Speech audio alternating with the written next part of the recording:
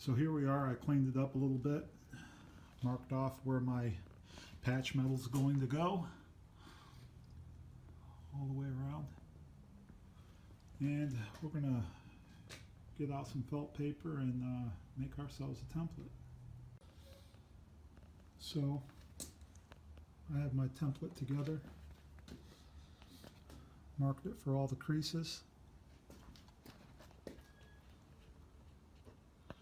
There's a strengthening rib here, so I'll be adding that to my patch panel. Now we're ready to transfer it onto the steel. So I transferred my pattern onto my sheet metal. Didn't have a big enough piece lying around, so I bought this 16 gauge from Home Depot. It's going to work out nice. So I cut out my patch panel and I marked the critical areas where some of the bends are going to go. Now it's a matter of making a couple of initial bends so I can get it fit for placement, and then finessing it into shape. So some of our initial bends in place.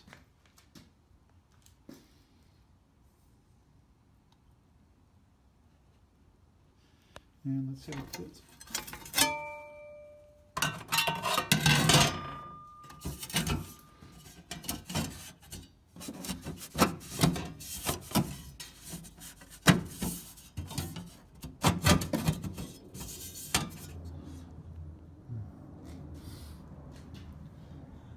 Not bad for an initial bend.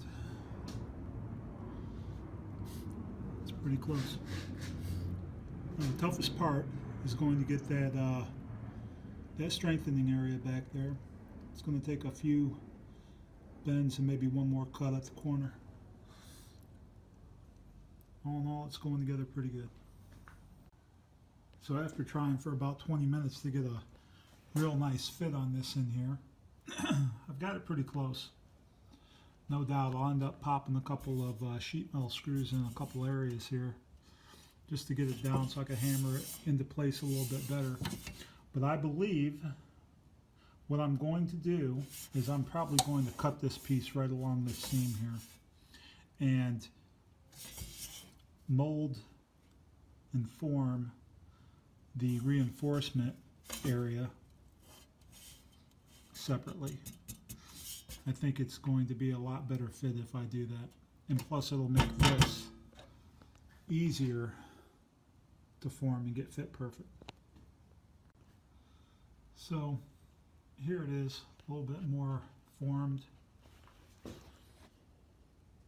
See my gap on these two pieces where I had to form it up isn't too bad. I made a second piece here. Just easier to do.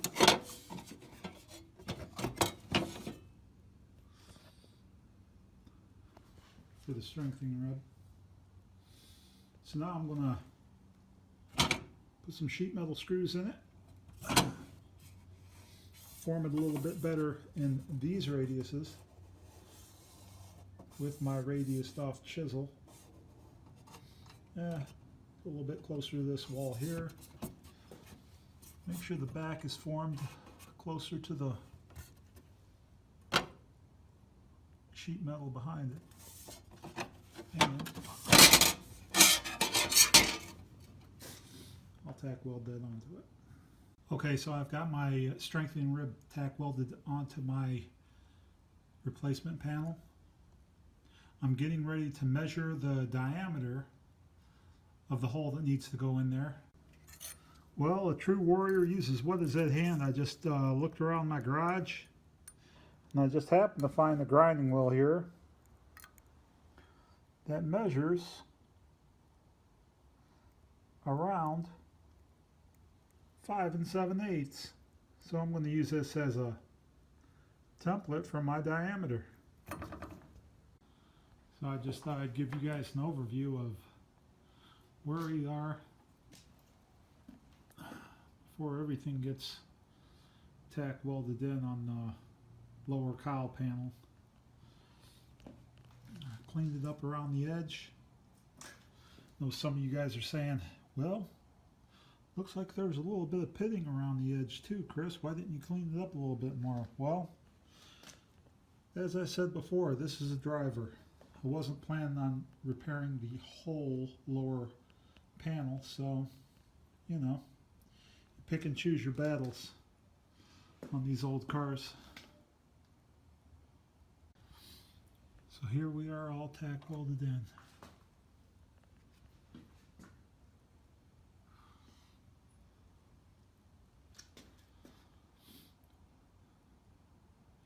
I'm going to go ahead and make my air intake, clean up my diameter a bit,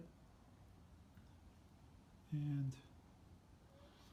finish welding it. Now, here's the old one.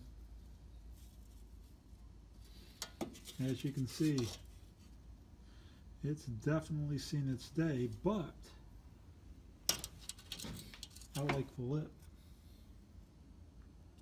I like the way it looks, and I'm sure that the people at Ford figured there was some functionality to it.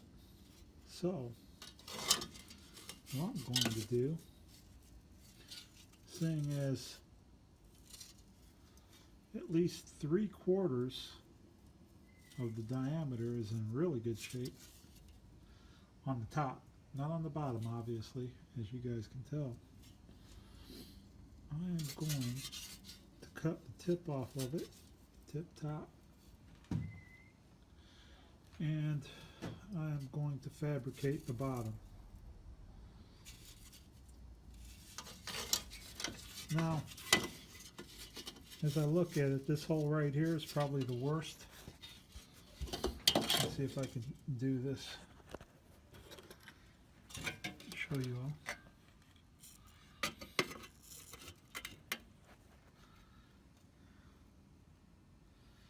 I'm measuring around 3/8 inch from the top. So good thing is I've got a pair of Mitutoyo calipers with carbide tips. So I'm just going to scribe around this thing all the way around the top, around 3/8 inch. Now I'm going to cut it off. I'm going to use it for my lip, and I'll fabricate the bottom. So I cut the upper lip off of my air intake. The diameter is actually, I'm going to say 8 inches. So what we need is around 25 1/8 inch length of metal to make this diameter here. So here we are at the end of our journey.